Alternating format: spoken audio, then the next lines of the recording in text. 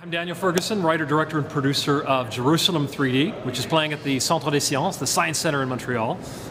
This is an IMAX film that takes you to Jerusalem as, even if you've been to Jerusalem, as you could never go to Jerusalem. So what I mean by that is, you are going to get an access that is unparalleled to the city. We spent 5 years making this movie. I myself made 14 trips back and forth to build the trust to put the IMAX camera in places that would give the audience the ultimate experience, the ultimate 3D experience. We designed this movie to work in 3D, but we designed it to be intimate as well. The whole story is you get to experience Jerusalem from 4 different perspectives: Jewish, Christian, Muslim, and secular, someone who's non-religious, in this case an archaeologist.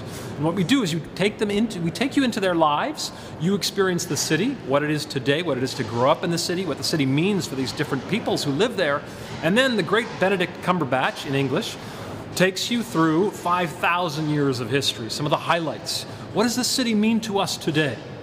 Why do we read about it every day in the newspaper? Why is it the most coveted and fought over piece of land in history?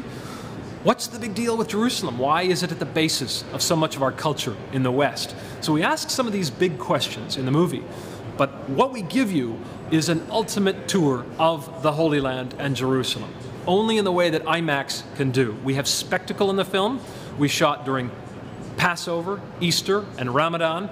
We take you into some of the holy sites, the Church of the Holy Sepulchre, the Western Wall, the Dome of the Rock, these iconic locations. We also take you to places like the Dead Sea, the Sea of Galilee, the Garden of Gethsemane, all these places that we've grown up with, that we're fascinated by, but we give you a perspective on them that is anti-television, that is completely different from what you've assumed. I think many people think of Jerusalem through political lens. We think of the conflict.